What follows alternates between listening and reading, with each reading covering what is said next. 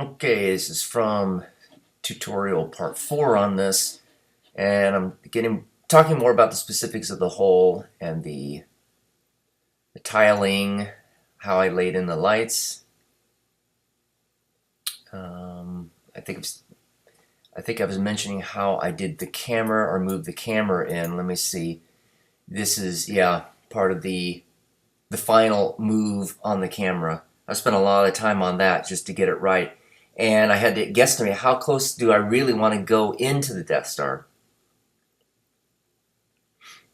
because I don't want to go totally into the into the trench there in the docking bay. Although I could still get in pretty. I could have gotten a lot closer than I did and have it still look fairly realistic. Yeah, so that's what that was. In order to do that too, wasn't just moving the camera. I also had to move the Death Star itself. So I shifted it over just so it moved more correctly, and I rotated it just so it would just be perfect doing it that way.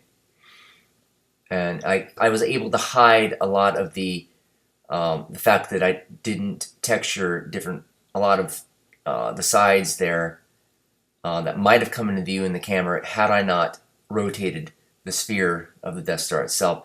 And I played around the timeline here and the splines and ease in and ease outs of different things, various portions of the movement of the camera, and probably the Death Star too. And I'm talking more about the lights and laying in of the textures there. That took a lot of time to do the way that I did it. Had I had all of it to do again, I would have subdivided the sphere a lot more so that I could just highlight the faces or the rows of the sections and just texture and laid in a material and textured it all the way down the line or all the way down to the equator region. And I don't think it would have taken quite as long to do it that way as the way that I did do it, but it was the best way that I knew was possible. I mean, because I just made this up. I didn't know how to make a Death Star. There's no tutorials online to give me an idea, so I pretty much made this up and did it as efficiently as possible. And even with a lot of the difficulties and the time that I put into it, I think it looks fairly good. Not perfect, but it looks good. Here I am just laying the sections in, kind of like, a big crane is moving it, or the pieces of clay, like I said, and just sticking it on there, or like the hole is a great big magnet. And that's where I originally got the different sections from previous version of the Death Star. I took these, cut them, divided them, or took them off. I forget exactly what it is. What I did, I was able to cut off the sections and then copy and paste and bring it into here, and then push and pull and move it in. And just doing basic render with all the lighting and various kinds of lights that I dropped in there. See all these little spheres, those are the lights, and the materials on top of the lights, or that I used for the lights, I should say. Some of them are various brightness intensities, because obviously this should be brighter than what you see back here. That's that. I was talking about how I did that. Different, how I laid those out on a spline. Kept it very small. Set it to iterations. Object spline. The count. I probably had like 10 count on that one. Offset it, and then it moved. Once I offset it, it moved the spheres or the discs on the cloner spline all the way around. I'm not exactly explaining it as good as I did in the original, because I just don't completely remember the exact procedure I did. Had that video not crapped out a month ago, I would have been able to tell you exactly what I did, and better than what I'm saying now. The video that I'm playing this from, I do have all the audio on there, which would explain it. And I think what I'll do is I will play the last video that I did do, and to kind of just reiterate and explain a little bit more about some of the final processes that I did. Yeah, there's the lighting, the lights that I laid in the different docking bays. Some of them I used a boolean to punch a hole into there. Others I just kind of extruded different parts of the geometry, and that's what I did. And I got some stills there, stuck them as materials inside the bay, and it looks pretty, it helps to give it more realism. This one right here is actually concept art from Ralph McQuarrie from the original docking bay with the Millennium Falcon in it. It's kind of a tribute to him and, of course, the original movie. And I think in my Death Star here, that's the one that that my TIE fighters fly into. See, there it is right there. Again, it gives it some added depth and realism. I think these are some of the, I put this together in Photoshop, and I just used that in the tracking bay area, texturing, just whatever metallic structures that I can make to try to make this look more realistic. There's some of the gun turrets that I made. I really did that pretty fast. I wasn't going to spend a lot of time because I wouldn't need to get this close into it anyway in the final one. But the gun turrets are there. They look pretty good. It works for how I needed it to work. There's a kind of a getting close to the end for my rendering, because my lights are pretty much how I wanted it to be. And let me play the final full 6th part of this tutorial so I can get a little bit more in-depth information on the end of this. Just want to go back here to show a little bit exactly what I did with the spline and the cloner, with the discs, just to do some point lights.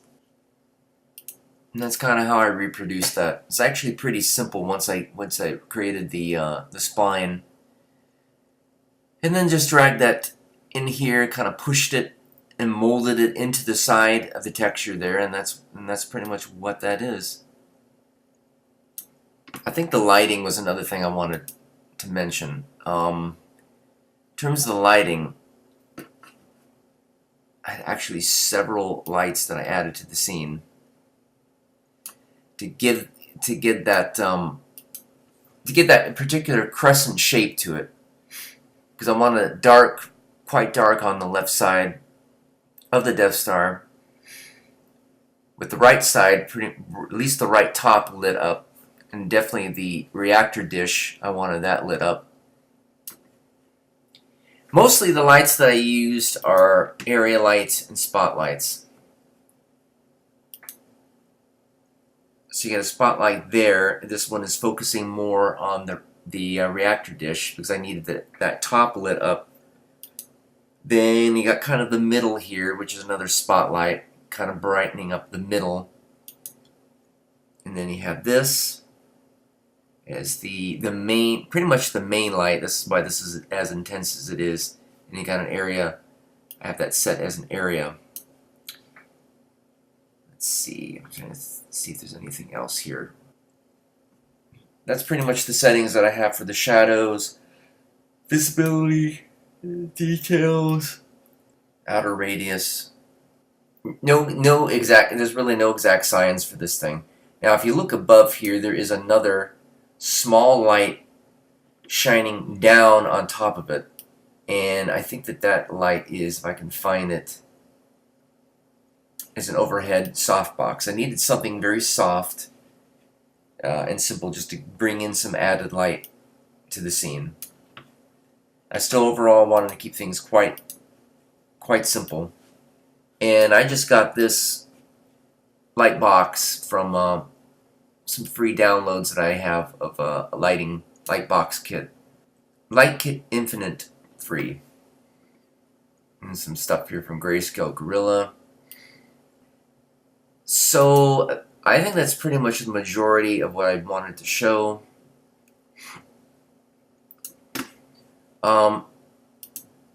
Let's go to settings here. Output 1920 by 1080.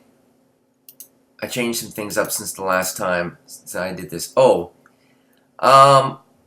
there's some object buffer. Reason why that's there is I have some compositing tags that I put in because I wanted to have these rendered individually so I could be able to fix them up or focus in on them later in After Effects. So, you know, this just creates my compositing tag. I can bring that in all by itself and kind of just, the array is not really an important one. The dish definitely. And that helped later when I did this in After Effects because I could brighten this up, the dish independently of the rest of the whole Death Star. So on to the stuff that really does matter. I originally set a shadow pass, a diffuse, and a spec pass. Anti-aliasing I set to best. I needed that pretty clean, pretty clear. You don't need stereoscopic. I didn't do global illumination. Wasn't ultimately important. It didn't do anything for the scene, and ultimately would have slowed down the render time just to get maybe a little tiny bit better lighting, but not much. So, and also set ambient occlusion. Forget. I adjusted a few parameters. Didn't make that big of a difference. So I saved this originally as a multipass.